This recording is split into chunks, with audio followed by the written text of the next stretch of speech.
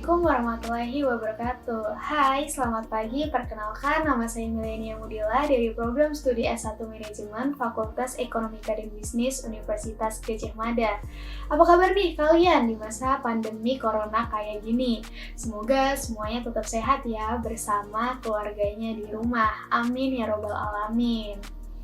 Nah, di masa isolasi atau karantina seperti ini tuh bukan berarti semangat kita untuk belajar mengenai leadership ini tuh kendor. Justru kita itu tetap harus mempunyai semangat yang tinggi. Kenapa? Nah, hal itu karena leadership ini tuh tidak mati seketika ketika dunia ini terisolasi. Justru dalam kondisi saat ini, kita itu dapat belajar bagaimana sih peran seorang leader atau seorang pemimpin ketika menghadapi situasi krisis seperti yang sedang terjadi saat ini. Nah, pada kesempatan kali ini saya akan menyampaikan hasil interview saya bersama Bapak Harsono selaku Supervisor Human Capital Services di PT Bada NGL mengenai leader dalam intra-individual level, direct level, group level, dan organizational level untuk memenuhi tugas mata kuliah soft skill kepemimpinan dan komunikasi. Sebelum kita melanjutkan pembahasan, kita perlu mengetahui apa sih kepemimpinan dan pemimpin itu. Kepemimpinan adalah kemampuan untuk mempengaruhi orang lain yang bertujuan untuk mencapai tujuan organisasi yang telah ditetapkan. Sedangkan pemimpin adalah seorang pribadi yang memiliki kecakapan, kelebihan di suatu bidang dan mampu mempengaruhi orang lain untuk mencapai suatu tujuan. Pemimpin yang baik di sini adalah pemimpin yang bisa membawa atau membantu karyawannya yang awalnya biasa-biasa saja menjadi karyawan yang luar biasa atau high performance. Yuk kita langsung saja membahas pembahasan kita. Yang pertama, leader dalam intra-individual level. Pada interview kemarin, saya menanyakan kepada beliau, bagaimana sih seorang pemimpin mampu memimpin dirinya sendiri untuk menciptakan dampak yang positif bagi lingkungan kerjanya, sehingga berdampak pula pada peningkatan karirnya. Nah, beliau di sini mengungkapkan hal utama yang perlu dilakukan untuk menjadi pemimpin yang baik yaitu mengenali dirinya sendiri dan mencari makna atau alasan mengenai apa yang ingin ia lakukan atau ubah pada dirinya sendiri. Hal tersebut berawal dari cita-cita beliau yang ingin menjadi seorang pemimpin. Nah, sebelum beliau menjadi seorang pemimpin, ia ini sudah menggambarkan bahwa nantinya ia itu ingin mempunyai anak buah yang jujur, bertanggung jawab, disiplin, loyal, pintar, dan pekerja keras. Dari situlah ia akhirnya membentuk dirinya menjadi seorang yang bekerja keras, bertanggung jawab, jujur, mau mengembangkan diri, dan mau belajar untuk disiplin. Karena karyawan kita nanti adalah cerminan dari diri kita sendiri. Yang kedua, leader dalam direct level. Nah, setelah kita dapat memimpin diri sendiri, maka kita bisa memimpin orang lain. Namun, bagaimana sih cara untuk memimpin orang lain? Beliau mengatakan bahwa dalam memimpin orang lain ini itu tidak semudah yang kita bayangkan. Karena dalam memimpin orang lain, kita memerlukan sikap untuk mendorong, membantu, mendukung, memotivasi, dan memberikan inspirasi kepada orang lain untuk membuat kepercayaan mereka hingga terbentuklah suatu dorongan yang kuat dalam mencapai tujuan secara bersama. Selain itu, kita juga memerlukan rasa bertanggung jawab dengan mampu mengatasi masalah yang ada dan kemampuan berkomunikasi dengan orang lain. Komunikasi yang baik ini sangat dibutuhkan oleh seorang pemimpin, karena hal ini tuh dibutuhkan agar orang lain itu mengerti dan paham mengenai apa yang dibutuhkan. Yang ketiga, leader dalam group level.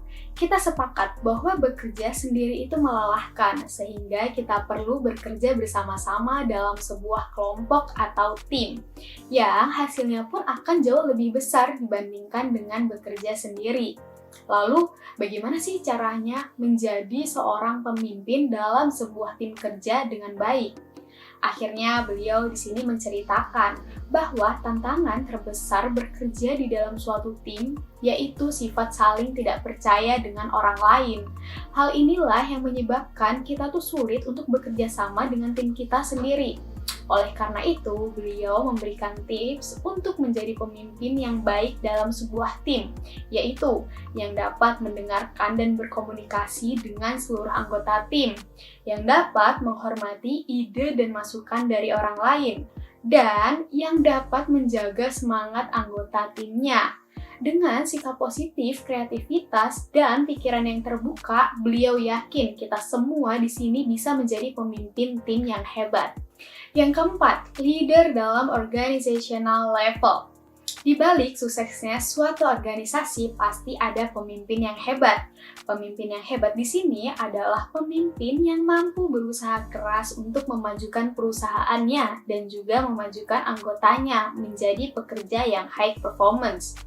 Nah, jadi bagaimana sih cara agar kita mampu menjadi pemimpin dalam organisasi yang berkualitas?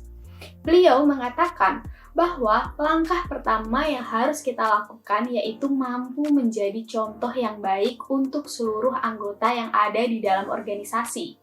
Hal tersebut karena seorang pemimpin tidak hanya akan didengar ucapannya, tapi seorang pemimpin juga akan dilihat apa yang dia lakukan dan bagaimana sikap serta kepribadiannya dalam memimpin suatu organisasi.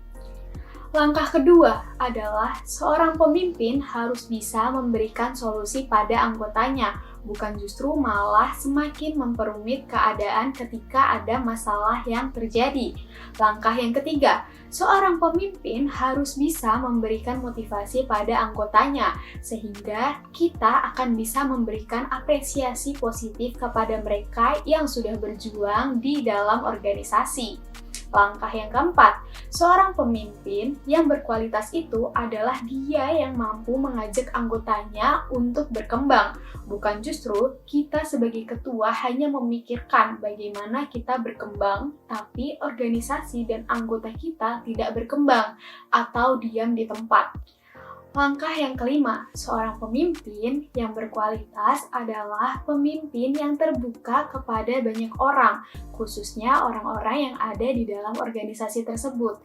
Sehingga nantinya jika terjadi suatu masalah, ini tuh akan menjadi bahan pertimbangan kita bersama-sama. Langkah yang keenam, seorang pemimpin harus mampu menjalin komunikasi yang baik dengan anggotanya, karena salah satu faktor yang menghambat perjalanan organisasi adalah kurangnya komunikasi. Dan langkah terakhir yang biasanya paling sulit dilakukan oleh seorang pemimpin adalah berani mengakui kesalahan. Disinilah kekuatan terbaik seorang pemimpin. Baiklah, itu tadi pembahasan mengenai leader dalam intra-individual level, direct level, group level, dan organizational level. Dari hasil interview ini, saya mendapatkan pelajaran bahwa kamu bisa memimpin orang lain kalau kamu bisa memimpin diri sendiri terlebih dahulu. Karena bawahan itu akan selalu terbawa oleh perilaku atasannya. Atasannya blow on, bawahannya akan blow on. Atasannya pintar, bawahannya pun juga akan pintar. Jadi stop menyalahkan bawahan kamu, tapi berkacalah untuk memperbaiki diri. Karena bisa jadi kesalahan bawahan kamu adalah cerminan dari kesalahan kamu dengan diri kamu sendiri. Hal inilah yang mengingatkan saya betapa pentingnya melatih atau memimpin diri sendiri.